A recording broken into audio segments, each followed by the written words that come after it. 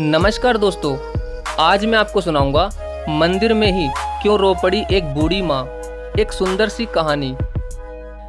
एक बार ट्रेन में बैठकर मैं आ रहा था और मेरी साथ वाली सीट पर एक बूढ़ी औरत बैठी हुई थी।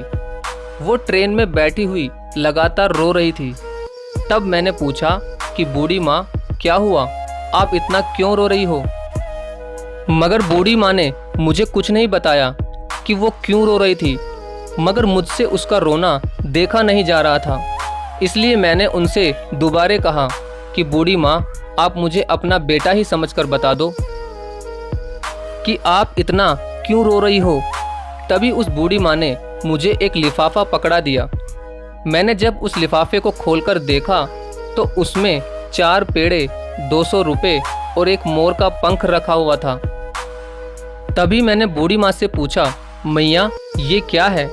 बूढ़ी माँ ने कहा, कल मैं वृंदावन में बांके बिहारी जी के मंदिर गई थी और मैंने मंदिर की दान पेटी में 200 रुपये डाले और दर्शन के लिए आगे बिहारी जी के पास चली गई। वहाँ पंडित जी ने मेरे हाथ में एक पेड़ा रख दिया। तभी मैंने पंडित जी से कहा कि पंडित जी, मुझे 2 पेड़े दे दो, मगर पंडित जी ने मुझे 2 पेड़े देने से मना कर दिया। तभी मैंने पंडित जी से गुस्से में यह कह दिया कि पंडित जी, मैंने आपकी दान पेटी में 200 रुपये डाले हैं, इसलिए मुझे पेड़े भी 2 ही चाहिए। लेकिन पंडित जी नहीं माने। फिर मैंने गुस्से में पंडित जी को अपना एक पेड़ा भी वापस दे दिया और फिर मैं बांके बिहारी जी को कोसते हुए मंदिर के बाहर आकर बैठ गई। मैं बस मंदिर के बाहर आकर बैठी ही थी कि अचानक एक सुंदर सा बालक मेरे पास आकर बड़ी प्यार से कहता है कि मैया, आप थोड़ी देर मेरा प्रसाद पकड़ लोगे? मैं ज़रा अपने जूते पहनकर आता हूँ। तो मैंने कहा, हाँ पकड़ा दो बेटा। तभी वो मुझे अपना प्रसाद पकड़ाकर अपने जूते पहनने लगा और जूते पहनकर उसने कहा कि मैया, मैं ज़रा अपने हाथ धोकर अभी आता हूँ। लेकिन वो नहीं आया। मैंने बहुत देर तक वहाँ उसका इंतज़ार किया।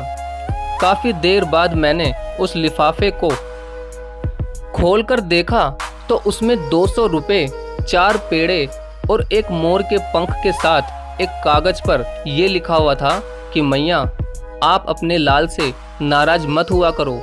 आपके लाल को बहुत कष्ट होता है, इसलिए मैं अपनी मैया के लिए 2 नहीं बल्कि 4 पेड़े लेकर आया हूँ। अब मेरी मैया खुश है ना? और उसमें नीचे लिखा हुआ था, आपका प्यारा कान्हा।